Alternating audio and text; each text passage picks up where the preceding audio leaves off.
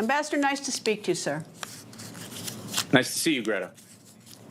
Ambassador, not to make your argument for you, but Israel's being condemned by Saudi Arabia, Iraq, Oman, Qatar, Pakistan, Turkey, Lebanon, Venezuela, Cuba, Russia, China, Algeria, Malaysia, Yemen, Indonesia, and I could go on and on. But not one of those countries wants Iran to have a nuclear weapon. Not one of them. Most of them have signed the NPT, the Non-Proliferation Treaty. So.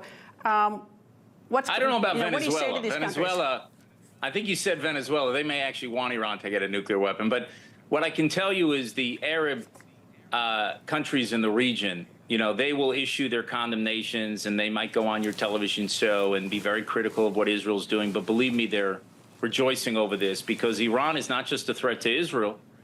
It's a threat to them.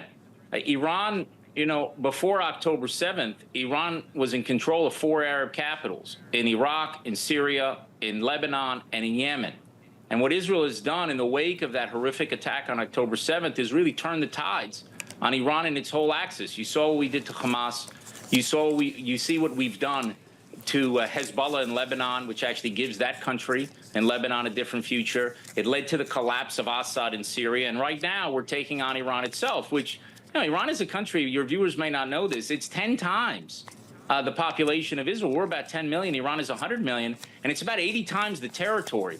So if you put up a map, you can see the vast difference in size between Israel and Iran. And it's like a little Israeli David is taking on this Iranian Goliath. Well, David had a slingshot and was very precise. We don't have that. But we do have precision weapons, and I think, frankly, no offense to the American Air Force, but I think Israel has the best pilots in the world.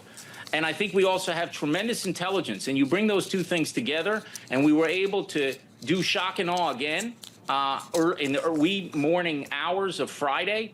And I think it's started the war under the best possible conditions we have. This shouldn't be something that's a long war. It should be very short. We have clear goals, which is we want to remove 2 existential threats. One is Iran's military nuclear capability. The other is its ballistic missile capability. And you've seen evidence of how damaging those ballistic missiles can be when they can take out whole neighborhoods in Israel. And for a country Israel's size, to have a country like Iran that is trying to produce 300 of these things a month, 10,000 in 3 years, 20,000 in 6 years. We got to take action to remove that threat from over our heads.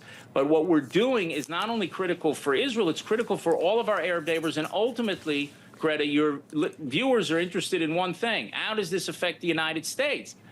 Iran is a great enemy of America. They're leading people in chance, not just of death to Israel, but death to America. We're the little Satan, and America is the great Satan. And you look at the history. Yeah. Prime Minister Netanyahu recently said that President Trump was the target or was of an assassination plot by Iran. So he has said that. But in what you just said, let me just add a couple of things. Again, not to make your argument for you. No, please do. But that. All right, no, but I said to talk about what Iran is doing with a nuclear weapon is that Iran also was the reason for Hamas, Hezbollah, and the Houthis, because they don't have a dime but for the weapons and the money that was supplied by Iran. And they have killed, I did a little research, they have killed more Israelis or Jews since 2000 than were killed in 9/11 here in the United States. And boy, we sure acted strong and fiercely when we lost 2,800 people here in the United States. So in many ways, I think Israel has been patient. I don't like war, but Israel has been quite patient with all the destruction over the past couple decades. I agree in terms of the danger that they pose to Israel. This is a regime in Iran. And remember, we don't have any problem with the Iranian people. In fact, this regime has oppressed the Iranian people for nearly a half a century. And hopefully in the wake of this, they will be able to win their own freedom. And I think one day when Iran actually is free, they will be great friends of Israel and great friends of America. We have a problem with the regime of Iran that openly calls and actively works to destroy Israel and tries to put a ring of fire around Israel through, as you say, the Hezbollah in Lebanon, through Hamas in Gaza, through the Houthis in Yemen. They did it with Assad's regime in Syria. And they try to put this noose of death around Israel. And then you had the October 7th attack. So I think people know the threat that Iran poses to Israel. But Iran's greatest enemy is not Israel. We are just in the path of Iran. Their enemy is the United States of America. They came to power. People think news just happens. It doesn't. It happens because there's someone there to capture the moment, to explain it and share it. That's my job. I go where news breaks and give you the facts. Join me for The Record on Newsmax.